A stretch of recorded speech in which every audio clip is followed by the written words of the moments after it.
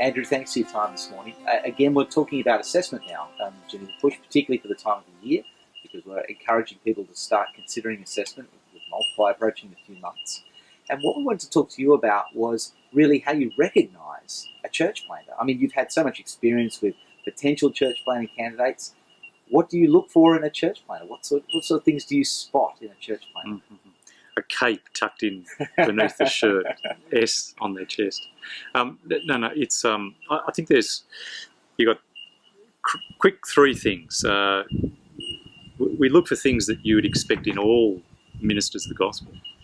Things that are probably heightened than what you would typically find in a minister of the gospel, and a couple of different things. So what you would expect in someone who loves the gospel, someone who's a kingdom-minded person, someone who understands theology.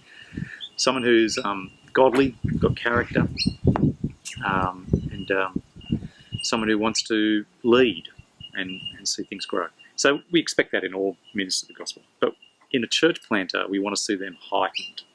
So we want to see understand and gripped by the gospel, but with a particular mission heart, a real drive to see the gospel go out. Leadership, we want to see not just that someone can lead a group that are given to them, but they can actually create a following where there was none. In a normal context, you're given the official title and people have to follow you. Church planting, no one has to do anything. So if you can't win the crowd, we want to actually, in that sort of more heightened thing, we want to see a marriage that's. I think you can hide marriage issues in a normal church environment, but in a church plant, you can't.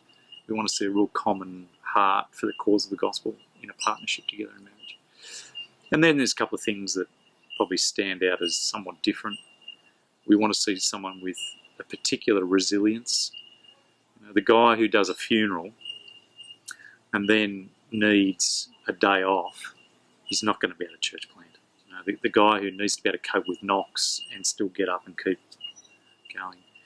Someone who can problem solve, someone who can start things from scratch.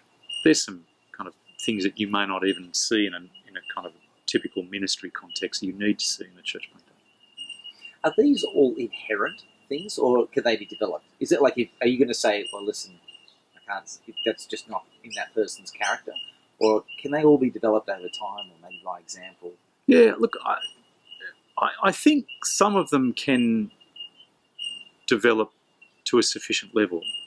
But if they're below a certain threshold, call it that, it's pretty hard to ever develop to a sufficient level. I think everyone in leadership can develop in leadership. Some bring more to it when they first arrive, but some are finding it really hard just to get their family to come with them to watch a movie. Do you know, like, not you, Mark, but do you know what I mean? Because you're free. Your movies are always free. But some are finding it just so hard to get their family to do anything with them. They probably haven't enough leadership skill that they could run a ministry, let alone be a planter. Do you know, there's a threshold. But all of us can improve at every level of those things, for sure. Well, when we talk about Geneva Push, we've got the 3 C's. I'm just trying to remember what they are, actually, because my notes have gone dead on me. Character. Conviction, competency. Competency. It's not compassion at all, is it? Yeah.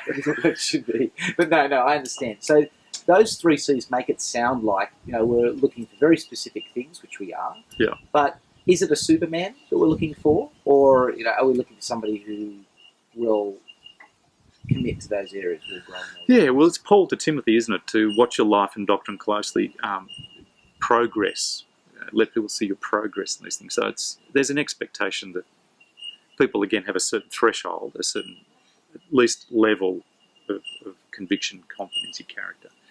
But we expect for all of us that we're growing in those things. So it's not that we've all arrived, but there is a threshold. You don't want to start if you're so far back. Hey, thanks very much for your time. And I'm sure that people who are actually considering assessment will really value those comments and be thinking about it. Of course, there's lots of information about assessment on our site. I'll put up some links about that. But until the next time, it's a pleasure talking.